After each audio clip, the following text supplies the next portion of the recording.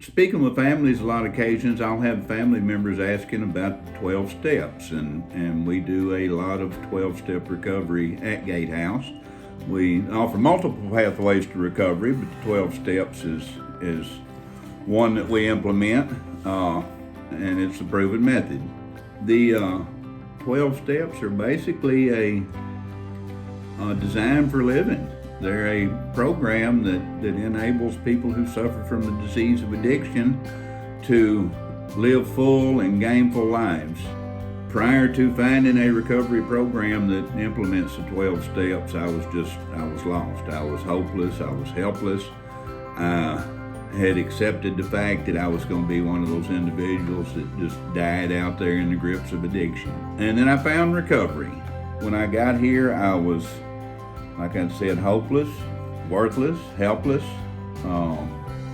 full of shame and guilt for the things that I'd done in active addiction. And then through getting guidance through the 12 steps of recovery, I have become that gainfully employed, caring and empathetic individual that is, able to help others today. The steps. The first step is admitting that we have a problem, okay?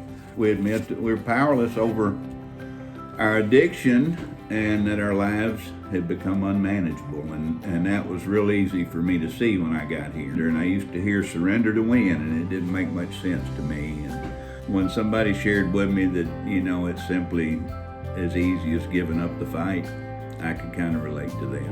Step 2 is about believing that I can be restored to somewhat level of sanity, because in active addiction I was totally insane. When we get to step 3, it's the God word. It's about God and turning our will and lives over to the care of that entity as we understand it. And that was a beautiful thing for me. In the literature I was reading, it basically told me it could be anything as long as it was loving, caring, and greater than myself.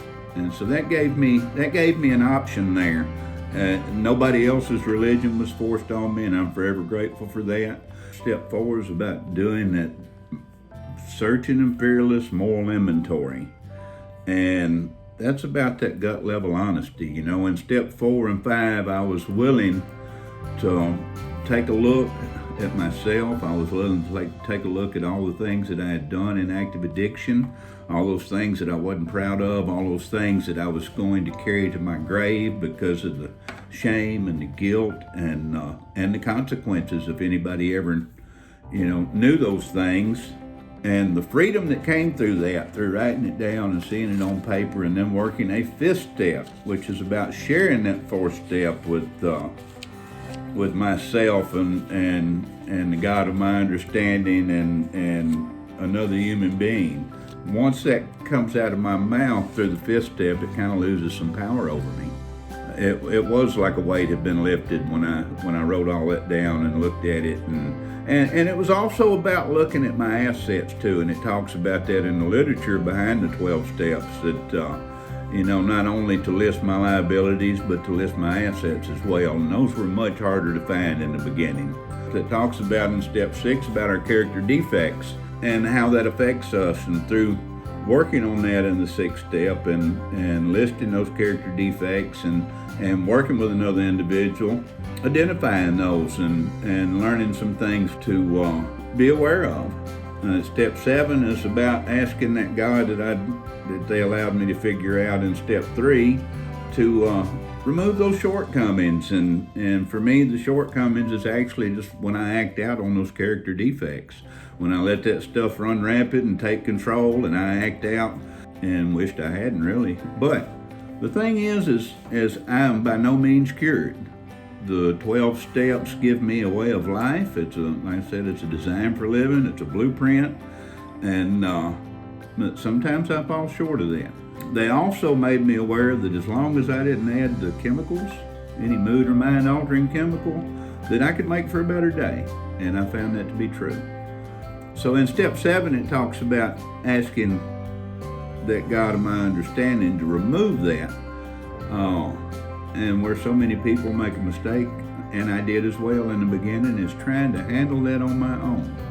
Step 8 talks about making a list of those persons that we had harmed and becoming willing to make amends to them all. So through making that list and talking about it and looking at it and seeing who all I've harmed, and it was very, very important that I add my own name to that list, because we as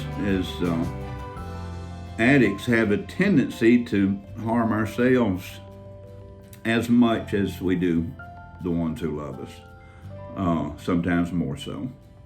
Then in step 9, it's about taking a look at that list and talking it over with my sponsor, and before I go make those amends, because see, it could be real detrimental if I just ran out to try and make amends to somebody that I wasn't ready to make those amends for. There's so many different, there's financial amends, there's, and just running out and telling somebody, hey, I'm sorry that I owe you this money, and they may or may not accept that, and they may say, well, where's my money?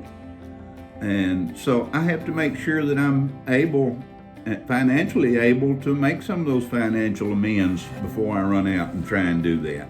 Other amends, it talks about harming ourselves or others, and some things are better just left alone. Some things, not that we don't deal with it or hide from it, but we talk to our sponsors about it, and sometimes I can be those others. There's been relationships that I have been involved in that it probably wouldn't be a good idea if I ran somewhere and tried to say, oh, I'm so sorry for the way I acted, or I'm sorry for what happened, because those individuals, those individuals have lives and may be involved in other relationships, and their partners don't know about the life that they once led, or there's so many reasons that I really need to bounce this stuff off of other individuals before I run out and try and make amends. Then we jump into step 10. I like to talk about the last 3 steps. I call them the maintenance steps. So step 10 is about taking a personal inventory, and when I see things that I've done wrong on a regular basis, that gives me the opportunity to right those wrongs. Step 10 gives me that time, and I do this in the evenings. Take a look at the day and see if anywhere throughout the day if I've harmed anyone intentionally or unintentionally, because sometimes my actions and thoughtlessness can hurt others, and I'm not even aware of it until I sit down and take that inventory. The 11th step goes into maintaining that conscious contact, again with that God of our own understanding that we talked about in the 3rd step. Through maintaining that conscious contact, we can do that in many ways. I do it through prayer and meditation. I do that on a daily basis. I believe that, there's no ritualistic way. You can pray. I can pray driving down the road. I can pray sitting in my living room. I can pray in a tree stand while I'm out there. And I do all those things. I talk to the God of my understanding today just like I'm talking to you guys in this video. And that's how I maintain that contact with the God that I've come to know through this program. And that enables, through doing the previous 11 steps, that enables me to help practice what we talk about in the 12th step. And that's and it talks about having had a spiritual awakening as a result of these steps. We try to carry that message to the addicts and practice these principles in all our affairs. And what that means to me is through working the 12 steps, that gives me the ability to lead by example, to help others when others reach out their hand for help. It gives me the ability to be there. It gives me the ability to suit up and show up in my home group, or at the 12-step fellowship that I go to, and be there and be a constant, so people will know that, hopefully they'll know this thing works. And there again, I'm not perfect. I'm a human being. I believe that you invert that word and it says being human, which means I'm going to make mistakes. I'm going to make mistakes, and I'm not cured by any means. So as long as I'm not making the same mistakes repeatedly, it's going to be okay. And as long as I learn from those mistakes that I do make today. So the 12th step is about just being present and trying to help those that are reaching out for help. We used to talk about a 12-step call, and that's when family members would reach out and want somewhat of an intervention done on a family member, and we'd go to the house and we'd sit with that family and we would talk and figure out a solution for the problem, because the disease of addiction is truly a family disease. Sad thing is it touches every individual on the planet in some shape, form, or fashion. None of us are immune. That's my take just for today on what the 12 steps are. And that's a little bit about what they've done for me. The gifts have been so many, I could go on and on.